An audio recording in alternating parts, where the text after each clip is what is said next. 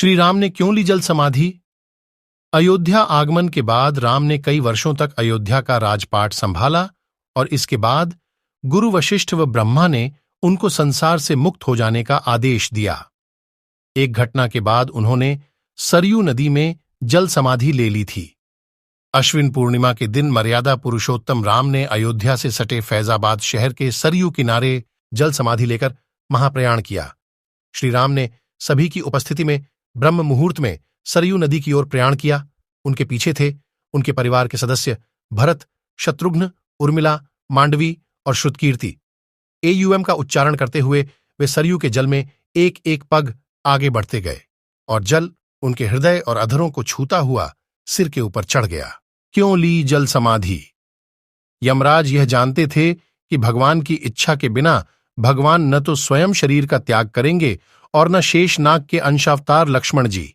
ऐसे में यमराज ने एक चाल चली। एक दिन यमराज किसी विषय पर बात करने भगवान राम के पास आ पहुंचे। भगवान राम ने जब यमराज से आने का कारण पूछा तो यमराज ने कहा कि आपसे कुछ जरूरी बातें करनी हैं। भगवान राम यमराज को अपने कक्ष में ले गए। यमराज ने कहा कि मैं चाहता हूं कि जब तक मेरी और आपकी बात हो उस बीच कोई इस कक्ष में नहीं आए। यमराज ने अपनी बात को आगे बढ़ाते हुए कहा कि अगर कोई बीच में आ जाता है तो आप उसे मृत्यु दंड देंगे। भगवान राम ने यमराज की बात मान ली और यह सोचकर कि लक्ष्मण उनके सबसे आज्ञाकारी हैं, इसलिए उन्होंने लक्ष्मण जी को पहरे पर बैठा दिया। यमराज और राम जी की बात जब चल रही थी उसी समय दुर्वासा आर्षि अयोध्या पहुंच गए और राम जी से तुरंत मिलने की इच्छा जताई। लक्ष्मण जी ने कहा कि भगवान राम अभी यमराज के साथ विशेष चर्चा कर रहे हैं। भगवान की आज्ञा है कि जब तक उनकी बात समाप्त नहीं हो जाए कोई उनके कक्ष में नहीं आए, इसलिए आपसे अनुरोध है कि आप कुछ समय प्रतीक्षा करें। आर्षि दुर्वासा लक्ष्मण जी की बातों से क्रोधित हो गए और कहा कि अभी जाकर राम से कहो कि मैं उनसे मिलना चाहता हूं, अन्यथा मैं पूरी अयोध्या को नष्ट होने का शाप दे दूंगा।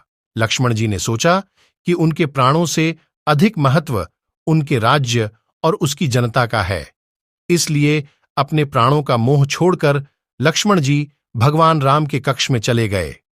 भगवान राम लक्ष्मण को सामने देखकर हैरान और परेशान हो गए। भगवान राम ने लक्ष्मण से पूछा कि यह जानते हुए भी कि इस समय कक्ष में प्रवेश करने वाले को मृत्युदंड दिया जाएगा, तुम मेरे कक्ष में क्यों आए हो? लक्ष्मण जी ने कहा कि दुर्वासा और ऋषि आपसे अभी मिलना चाहते हैं। उनके हठ के कारण मुझे अभी कक्ष में आना पड़ा है। राम जी यमराज से अपनी बात पूरी करके जल्दी से ऋषि दुर्वासा से मिलने पहुंचे। यमराज अपनी चाल में सफल हो चुके थे। राम जी से यमराज ने कहा कि आप अपने वचन के अनुसार लक्ष्मण को मृत्युदंड दीजिए। भगवान राम अपने वचन से विवश थे। राम जी सोच में थे कि अपने प्राणों से प्रिय भाई को कैसे मृत्युदंड दिया जाए। राम जी ने अपने गुरु व वशिष्ठ जी से इस विषय में बात की तो गुरु ने बताया कि अपनों का त्याग मृत्युदंड के समान ही होता है, इसलिए आप लक्ष्मण को अपने से दूर कर दीजिए, यह उनके लिए मृत्युदंड के बराबर ही सजा होगी। जब राम जी ने लक्ष्मण को अपने से दूर जाने के लिए कहा तो लक्ष्मण जी ने कहा कि आपसे दूर जाकर तो मैं यूं भी मर जाऊंगा, इसलिए अब मेरे लिए उचित है कि मैं आपके वचन की लाज रखूं। लक्ष्मण जी भगवान राम को प्रणाम करके राजमहल से चल पड़े और सरयू नदी में जाकर जल समाधि ले ली। इस तरह राम और लक्ष्मण दोनों ने अपने अपने वचनों और कर्तव्य का पालन किया। इसलिए कहते, रघुकुल रीति सदा चली आई, प्राण जाए पर वचन न जाई।